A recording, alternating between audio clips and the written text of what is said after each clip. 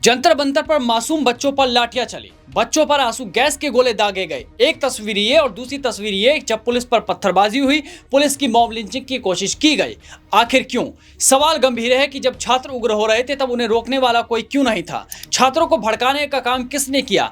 कौन है वो जिन्होंने इस पवित्र आंदोलन को बदनाम किया? तो आज हम आपको दिखाएंगे कि कैसे एक अच्छा आंदोलन जो सही दिशा में जा रहा था, आंदोलन जीवियों के कारण बदनाम हुआ।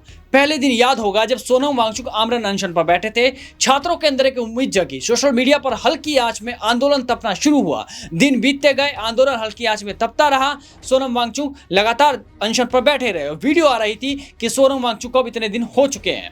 जब एक शख्स अनशन पर बैठा था तब अभिजीत दीप के जैसे लोगों की तस्वीरें वायरल हो रही थी, कभी किसी होटल से, कभी बिरयानी खाते हुए, कभी कुछ और। आंदोलन आगे बढ़ा। इसके बाद भी यह आंदोलन एक मजाक बनते जा रहा था। फिर 20 तारीख को चुना गया क्योंकि इसी दिन संसद का मॉनसून सत्र शुरू हो रहा था। फिर इस बीच में कई सारे नाम जुड़ने लगे। जो 20 तारीख से पहले के 2-3 दिन थे उसमें कई नाम जुड़े। इन नामों में वो चेहरे भी थे जो हर आंदोलन में आपको दिख जाएंगे। वो चेहरे जो सुबह उठकर पाकिस्तान में लोकतंत्र खोजते हैं, जिन्होंने छात्रों को उत्तेजित किया और खुद बैकडोर से निकलने का रास्ता खोजते रहे। आज मैं जिन लोगों की बात करूंगा उनमें से एक नाम आप बता देना जिसने इस आंदोलन में लाठियां खाई हो और उसकी तस्वीर आपके सामने आई हो। तो शुरू करते हैं।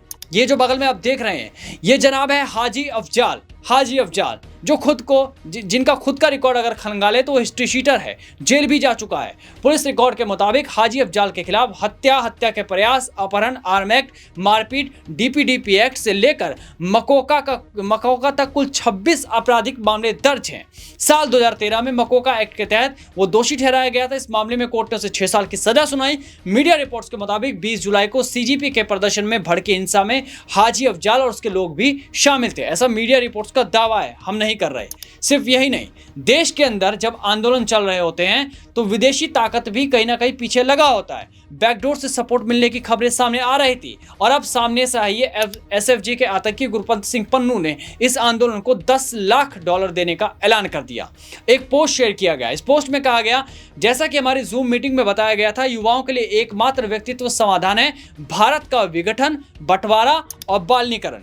मैं दोहरा रहा हूं, जैसा कि जूम बैठक के दौरान कहा गया था कि एसएफजे छात्र आंदोलन के लिए $10 लाख देने जा रहा है। इसके लिए कुछ शर्तें हैं। सीजेपी के छात्र मोदी सरकार के साथ किसी भी बातचीत से इनकार करेंगे। सीजेपी के छात्र 15 अगस्त तक अपना प्रदर्शन जारी रखेंगे। 15 अगस्त की तारीख आप याद रखना हमेशा। ये एसएफजे ने कहा है। अभी गुरपंत सिंह पन्नू ने एक वीडियो जारी करी तो ये बाहरी ताकतें भी इसमें लग रही है। इसके बाद वो 3 चेहरे जो अनशन पर बैठे थे पर मीडिया में हाइप ही नहीं मिली, एक नेहा, एक मनीष और एक आमीन। नेहा बोरा जेएनयू से पीएचडी की छात्र है, आयसा की एक सक्रिय सदस्य है। आंदोलन के शुरुआती दिनों से ये मंच के आसपास सक्रिय होती है। हाल ही में सोशल मीडिया पर उनके फर्जी अनशन के खुलासे के बाद वो भारी विवादों में घिर गए। इस विवाद के बाद आलोचकों का दावा है कि अपने अनशन को सच साबित करने के लिए और सहानुभूति बटोरने के लिए अब वो व्हील चेयर का इस्तेमाल कर रही है, जबकि डॉक्टरों की जांच से वो लगातार बच रही है। इस बात को समझिएगा। अंबेडकर यूनिवर्सिटी का पीएचडी स्कॉलर अमीन अमितोज ने भी नेहा के साथ 21 दिनों से अनशन पर बैठने का दावा किया। प्रदर्शन स्थल पर मौजूद वॉलंटियर डॉक्टरों के मुताबिक लंबे समय तक भूखे रहने के कारण अमीन के मसूड़ों से खून आने की शिकायत सामने आई, जिसे डॉक्टर विटामिन सी और प्रोटीन की भारी कमी या लीवर को हो रहे नुकसान का संकेत मान रहे हैं। हालांकि सरकारी मेडिकल टीम के सामने इसने भी स्वास्थ्य परीक्षण करने से इनकार कर दिया। इलाहाबाद विश्वविद्यालय से ताल्लुक रखने वाला पीएचडी स्कॉलर मनीष कुमार भी इसी तीकड़ी का तीसरा सदस्य है। दिल्ली पुलिस की कार्रवाई पर तीखी प्रतिक्रिया देते हुए मनीष ने कहा था, जब पुलिस ने सोनम वांगचुक को उठाया तो उन्होंने हमें भी पकड़ने की कोशिश की, लेकिन भीड़ ने हमें घेर लिया। मनीष की स्थिति भी अमीन की तरह ही बताई जा रही है, जहां शरीर में पोषक तत्वों की भारी कमी के लक्षण दिखाई दे रहे हैं। हालांकि एक प्राइवेट डॉक्टर द्वारा इन्हें गंभीर रूप से बीमार बताया गया। दूसरी तरफ सरकारी डॉक्टरों को चेकअप न करने देना कई गंभीर सवाल खड़े करता है, क्योंकि सरकारी डॉक्टर चेकअप ही नहीं कर पा रहे इन लोगों का, तो कैसे पता चलेगा। इस बीच कई ऐसे दावे भी वायरल किए गए कि ये लोग कुछ खा पी भी रहे थे, इनका अनशन जो है फर्जी है। इस तरह के दावे सोशल मीडिया पर कई तरह के वायरल किए गए। हालांकि हम नहीं मानते, हम मानते हैं कि इन्होंने 21 दिनों का अनशन किया होगा, छात्रों के लिए ही किया होगा, लेकिन सरकारी डॉक्टरों से जांच करवाने में आखिर इन्हें क्या दिक्कत थी। अब ऐसे ही एक आंदोलन जीवी है योगेंद्र यादव। अपनी फेल राजनीति के बाद आंदोलन जीवी बने योगेंद्र यादव प्रदर्शन स्थल पर पहुंच गए। योगेंद्र यादव बच्चों को देखकर बड़े भावुक हो गए, पर बीते कई सालों में अगर आप उनका रिकॉर्ड देखें तो बताएंगे कि केवल चुनावी राजनीतिक सीमित तक नहीं है, बल्कि उन्होंने दिल्ली में हिंदू विरोधी प्रदर्शन, किसान आंदोलन, भारत जोड़ो यात्रा समेत कई बड़े आंदोलनों में शामिल होकर अपनी राजनीति चमकाई। 2015 में ही आम आदमी पार्टी ने इनसे नाता तोड़ दिया था। तब से ये अपनी राजनीतिक जमीन बनाने की तैयारी में है, जो आज तक नहीं बन पाए। खुद के दम पर भी एक आंदोलन अभी तक इन्होंने खड़ा नहीं किया। हाँ, दूसरों के आंदोलन में गए, भड़काऊ भाषण दिए और भावुकता जरूर दिखाई है। अब इसी लिस्ट में आगे है वृंदा करात। सरकार विरोधी जब भी प्रदर्शन हो और कम्युनिस्ट चेहरे सामने ना आए, ऐसा हो ही नहीं सकता। सीपीआईएम नेता वृंदा करात सीजेपी के प्रदर्शन में शामिल हुई। करात ने मंच से कहा कि जब उन्होंने देखा कि नीट की परीक्षा को लेकर भ्रष्टाचार और लूट हो रही है तो खुद को रोक नहीं पाई। ये वही वृंदा करात है जिन्होंने 2023 में जब वो पहलवानों के प्रदर्शन में पहुंचे, पहलवानों ने उन्हें प्रदर्शन से भगा दिया, ये कहकर कि प्रदर्शन को राजनीति मत बनाइए। इस समय भी यही हाल था और आज भी यही हाल हो रहा है। खैर, ये तो नेत्री थी, इनका काम है विरोध करना। इसके बाद है प्रशांत भूषण, जो सीजेपी प्रदर्शन का हिस्सा बने। ऐसा तो हो ही नहीं सकता था, आ गए, क्योंकि उन्होंने कहां कोई प्रदर्शन छोड़ा है। प्रशांत भूषण जो हमेशा विवादों में रहे, जिनका करियर का सबसे बड़ा कानूनी विवाद था, उच्चतम न्यायालय ने जब स्वतः संज्ञान लेते हुए उन पर 2 विवादित ट्वीट्स के लिए आपराधिक अवमानना का केस चलाया। साल 2009 में तहलका पत्रिका को दिए एक साक्षात्कार में इंटरव्यू में भूषण ने दावा किया कि भारत के पिछले 17 मुख्य न्यायाधीशों में से 16 भ्रष्ट थे। इसके बाद उनके खिलाफ अवमानना की कार्रवाई शुरू की गई। कश्मीर और नक्सलवाद से जुड़े अपने बयानों के कारण प्रशांत भूषण अक्सर दक्षिणपंथी संगठनों के निशाने पर रहे हैं। अक्टूबर 2011 में सुप्रीम कोर्ट स्थित उनके चैम्बर में भगत सिंह क्रांति सेना से जुड़े कुछ लोगों ने घुसकर उनकी पिटाई की थी, जिस पर काफी विवाद हुआ था, देश में विवाद हुआ था। इसके बाद है टीएमसी की स्टार नेता सागरिका घोष, जिस पार्टी को हाल ही में सबसे करारी हार मिली, जिसके नेता बागी हो गए, वो अब डूबते राजनीतिक करियर को बचाने के लिए, लाइमलाइट में रहने के लिए सीजेपी के मंच पर पहुंच गए। कमाल है कि बंगाल में पूरी पार्टी खत्म होने को है, पार्टी के सांसद बागी निकल गए, ममता बनर्जी को अब कोई सहारा नहीं बचा, लेकिन तब सागरिका घोष सामने आकर अपनों के समर्थन में नहीं जुटी, हाँ, सीजेपी के समर्थन में पहुंच गई, ताकि ममता बनर्जी को एक संदेश दिया जा सके कि आपको मैं मजबूत करने में लगी हूं। जमीन पर वहां पर नहीं नजर आती हैं। इसी आंदोलन में एक दिन वाइल्ड कार्ड एंट्री लेती है स्वरा भास्कर, जो हमेशा से ही विवादों में रही है। याद हो, जब सीए विरोधी प्रदर्शन हो रहे थे तब ये फिलिस्तीन के समर्थन में बोल रही थी, जिसके कारण वो दक्षिणपंथी सोशल मीडिया पर उनका काफी ट्रोल भी किया गया। साल 2018 में भारतीय सेना पर स्वरा भास्कर ने के एक ट्वीट ने काफी हंगामा मचाया था। एक्ट्रेस ने लगातार कई ट्वीट किए थे उस समय पे, जिनमें से उन्होंने सेना को मूर्ख कहा था, हमारी भारतीय सेना को, जो हमारी जवान सेना है। जिसके बाद स्वरा को जमकर ट्रोल किया गया। उनका कहना था कि आर्मी फील्ड में अपनी मनमर्जी से काम करती है। जातिगत अभिमान से भरे कुछ मूर्खों ने आदमियों को जीप से बांधकर उन्हें कोड़े मारकर उनका प्रचार किया। यह ट्वीट उन्होंने मेजर लितुल गोगोई को लेकर किया था, जिन पर चुनाव के दौरान एक पत्थरबाज को जीप पर बांधकर घुमाने का आरोप लगा था।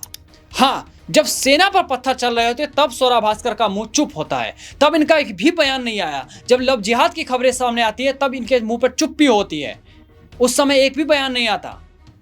और अब ये पहुंची थी सीजेपी के प्रोटेस्ट में। इसके बाद एक नाम है अरुंधति रॉय। इसने कथित तौर पर दावा किया था कि लोकतांत्रिक भारत ने कश्मीर, मणिपुर और नागालैंड सहित अन्य क्षेत्रों में अपने ही नागरिकों के खिलाफ स्थायी युद्ध छेड़ा है, जबकि पाकिस्तान ने अपनी सेना का इस तरह इस्तेमाल कभी नहीं किया। माओवादियों को एक तरह का देशभक्त, गांधीवादी के रूप में इसने हमेशा वर्णित किया। पाकिस्तानी सेना की तारीफ करने वाली मोहतरमा बलूचिस्तान और पीओके में हो रहे अत्याचारों पर कुछ नहीं बोलती, पाकिस्तान में हिंदुओं के साथ हो रहे अत्याचारों पर कुछ नहीं बोलती, चीन में उइगर मुसलमानों के साथ ही हो रहे अत्याचार पर कुछ नहीं बोलती। इसके बाद है पूर्व केंद्रीय मंत्री मेनका गांधी की बहन अंबिका शुक्ला, जो मैदान में पहुंची। उन्होंने कहा कि देश को सोनम वांगचुक जैसे शिक्षा मंत्री की जरूरत है और सीजेपी और उसके संस्थापक अभिजीत दीपके को पूरी तरह सपोर्ट करेंगे। ठीक है, मान लिया, आप सपोर्ट करिए। उसके बाद उन्होंने कहा कि कॉकरोच बोलकर हमको सच में पहचाना है, हम सच में कॉकरोच हैं, और जो कॉकरोच से उनको चिढ़ है वही चिढ़ उनको हर चीज से लगता है। कुत्तों से चिढ़ है, कबूतर से चिढ़ है, पता नहीं कौन कौन से जीव से चिढ़ लगती है उनको। सीजेपी के लिए अंबिका शुक्ला जैसे लोग और जितने नाम मैंने गिनवाए, इन जैसे लोग प्रदर्शन के नाम पर केवल राजनीतिक और सामाजिक रोटियां सेकने का प्रयास कर रहे हैं और ये वामपंथी प्रोपेगेंडा को हवा देने में लगे हुए हैं, जिसके लिए 1 महीने से माहौल बनाया गया और अंतिम कुछ दिनों में इसको करा भी गया। ये सिर्फ कुछ नाम ही थे। इसके अलावा है अंजलि भारद्वाज, कम्युनिस्ट MA बेबी, किसान नेता गुरनाम सिंह चढ़ूनी, राकेश टिकैत समेत कई आंदोलनजीवी इस प्रोटेस्ट का हिस्सा बनने के लिए आए, मंच पर चढ़े, भाषण दिया, भड़काऊ भाषण दिया, और इनके पास के रिकॉर्ड से साफ है कि ये हर उस आंदोलन में शामिल हुए जिसमें मोदी सरकार के खिलाफ आवाज उठाई जा रही हो। बाकी देश के तमाम मुद्दे पर इनके होठ सिल जाते हैं। इन लोगों ने हवा दी, चिंगारी भड़काई और उसके बाद सोशल मीडिया पर जाकर एक्टिव हो गए। इन चेहरों ने आंदोलन को एक नई दिशा देने की कोशिश की थी और आज हाल ये है कि हमारे मासूम छात्रों के कंधे पर रखकर ये लोग निशाना सरकार पर साधने में लगे हैं। छात्रों का इस्तेमाल किया जा रहा है, जैसा कि पीएम मोदी ने भी अभी कहा। छात्रों को उनके हाल पर छोड़कर उस दिन ये नेता उस समय कहाँ थे जब डिंपल यादव छात्रों की मदद कर रही थी, जब चंद्रशेखर आजाद बच्चों से अपील कर रहे थे शांत रहने की। उस समय ये सारे के सारे नाम कहाँ थे, ये उन छात्रों को भी वहां पर जाकर पूछना होगा, क्योंकि शिक्षा मंत्री का इस्तीफा छात्रों की मांग थी। सरकार उस पर अपना जवाब देगी और सरकार की जवाबदेही देनी चाहिए। नीट पेपर लीक को लेकर आज ही पीएम मोदी ने सुबह में ट्वीट भी किया कि हम इसमें फास्ट ट्रैक कोर्ट बनाने की अपील करेंगे। संसद में चर्चा की मांग सोनम वांगचुक ने की थी। संसद में चर्चा के लिए सरकार मांग चुकी है। विपक्ष अपना दबाव बनाने में बखूबी लगा हुआ है, चाहे संसद में हो चाहे बाहर हो। लेकिन जितने नाम मैंने आपको गिनवाए हैं, आप जरा इनसे सवाल पूछिए कि जब छात्रों पर डंडे चल रहे थे तब ये आगे क्यों नहीं आए, क्यों नहीं छात्रों को उन्होंने समझाया। जिन छात्रों ने पत्थरबाजी की या छात्रों के नाम पर जिन लोगों ने वहां पर आकर पत्थरबाजी की थी और बदनाम हमारा छात्र आंदोलन हुआ, उस समय ये सारे उनको समझाने क्यों नहीं गए थे।